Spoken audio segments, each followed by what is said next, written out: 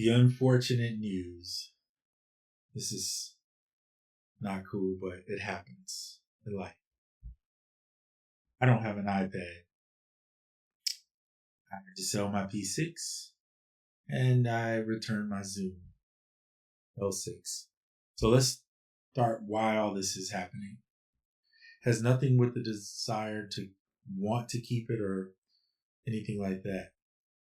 My iPad, unfortunately, while I was visiting family, I went to put my niece in the car and stuck my iPad on the roof of my car for just a second.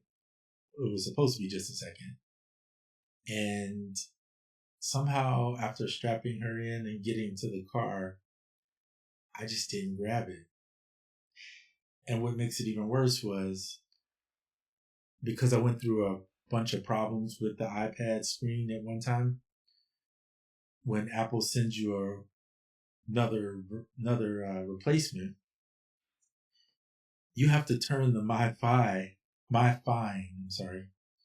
on, or it's not on. And when My Find is not on, your iPad is open to being taken and you can't locate it. So, due to user error and driving and not realizing that it was up there, somewhere along the way on the journey home, it flew off.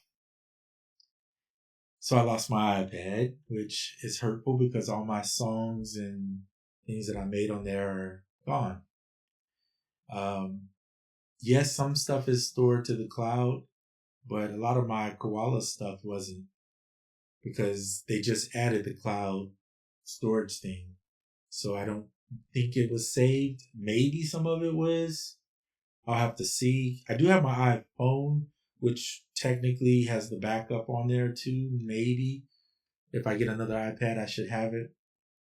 But I'm not getting my hopes up because in my mind, it's gone. Deep breath. So I'm frustrated about that because the iPad is a part of what I do. And this means that I am kind of forced to go out and get an upgrade. I either get a newer one or buy an older one, a used one. I'm not opposed to either way, but there's no sales at this moment of recording. So I either pay full price or I wait it out.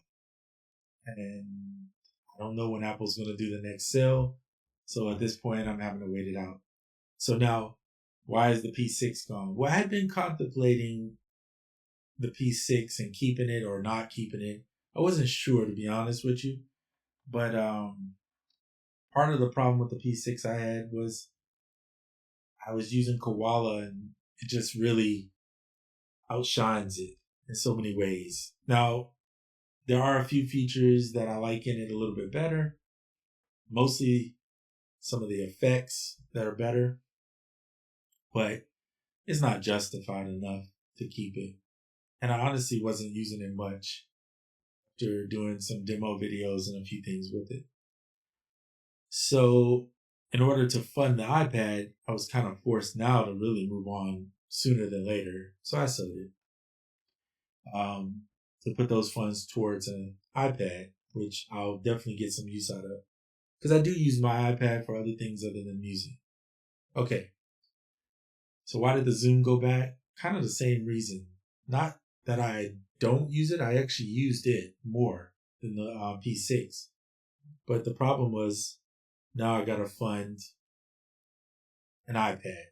So the money that was going toward that needs to go toward the iPad, which the Zoom L6, I've managed to make music for years now without a audio interface because I have a MacBook Pro M1. And the MacBook Pro M1 has really nice speakers, but also has a headphone output. So I use that many times just to do the music and my headphones.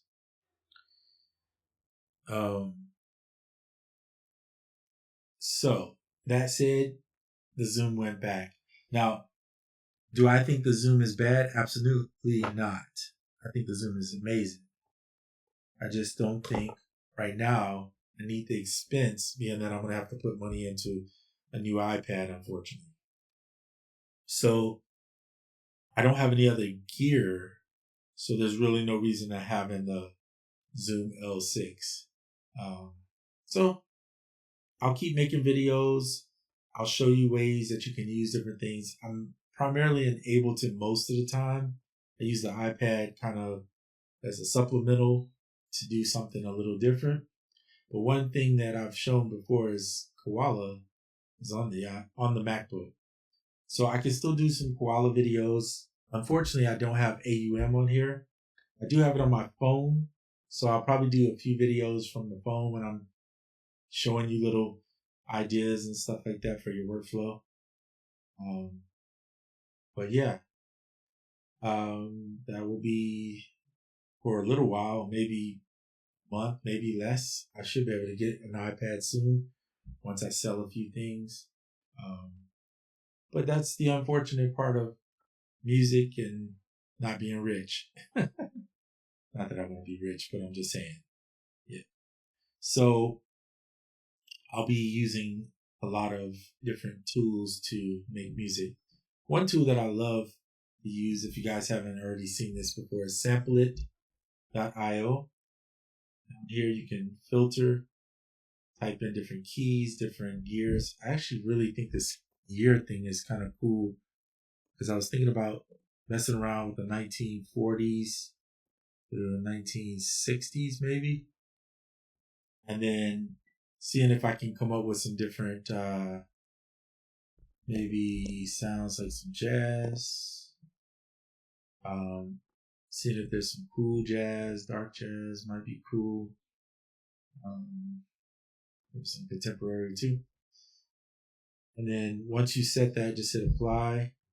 Now every time you click it, you'll get some jazz that you can listen to. And I love how it tells you what year it's from, and then you can kind of get more of an idea going what you really want.